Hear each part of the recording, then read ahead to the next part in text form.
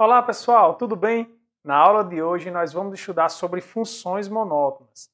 Exatamente, funções crescentes, decrescentes, não decrescentes. Então, vamos aprender direitinho essas definições porque elas serão bem úteis para a gente durante o curso. Então, se você quer aprender tudo direitinho sobre a definição, fica comigo até o final dessa aula. Roda a vinheta.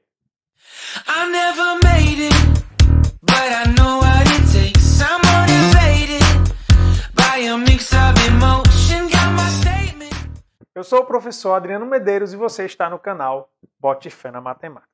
Então, olha só, pessoal. Como eu falei, né? Funções monótonas, ela pode ser crescente ou decrescente, não crescente e não decrescente. Mas o que quer dizer exatamente cada definição, né? E é importante a gente fixar isso aí. Então, eu trouxe aqui uma definição número 1, em que uma função da reta na reta, ela vai ser uma função crescente se dados quaisquer x1 e x2 no domínio, tá?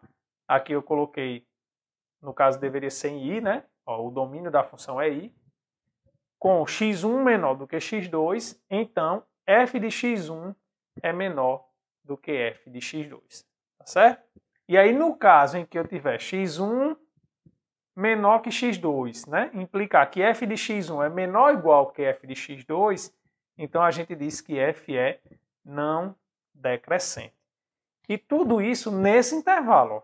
Ela é crescente no intervalo i ou ela é não decrescente no intervalo. Né? A gente vai enxergar que, dependendo do intervalo, isso aí vai influenciar se vai ser crescente ou não. Tá bom? Bem, então um exemplo aqui, né, que a gente poderia citar, que a gente já está trabalhando, seria o caso das funções afins em que o A é positivo. Né? No caso em que o A é positivo, então isso aqui é uma função crescente. Como é que a gente mostra isso, professor? Bem, a gente mostra dessa forma, né? Ou seja, eu vou pegar x1 menor do que x2 e vou verificar que f de x1 é menor do que f de x2, tá bom? Então, olha só. Sejam x1, x2 pertencente aos reais com x1 menor que x2. Certo? Aí, olha só, uma forma da gente verificar é a gente fazer a diferença f de x2 menos f de x1. Por quê?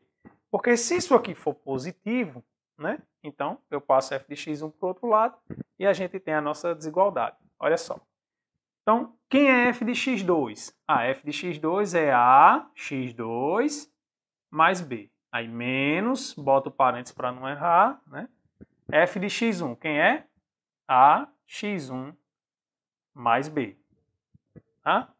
Então, isso aqui vai ficar, ó, a x2 mais b, menos por mais menos, a x1 menos por mais menos b. Então, observe, né, que a gente ficou com b menos b aqui, ó. Eu vou simplificar.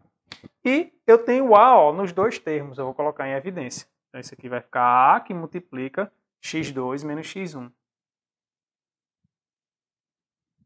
Bem, por hipótese, né, ó, a gente está pegando que esse a aqui ele é positivo, né?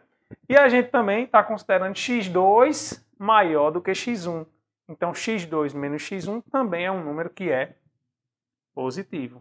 Ora, eu tenho um produto de dois números positivos. Esse resultado dá o quê? Positivo também. Tá? Então, com isso, né, a gente conclui que, portanto, esses três pontinhos aqui quer dizer, portanto, f de x2 é maior do que f de x1. Tá? Então, essa é a definição algébrica e geometricamente, né? A gente tem esse sentido aqui, ou seja, x e y. Quer dizer que sempre que a gente pegar aqui, por exemplo, eu vou pegar aqui um x1, eu traço aqui, né? Bateu aqui, esse é o f de x1, x2, aqui o f de x2. Ou seja, sempre, ó, quando x2 estiver à direita do x1, o f de x2 está acima do f de x1. Né? Essa é a característica geométrica das funções que são crescentes. Professor, e uma não decrescente? Né? você pode considerar, por exemplo, a função constante. Né? A função constante ela é igual em todo lugar, então, em particular, ela vai atender essa definição aqui. Tá bom?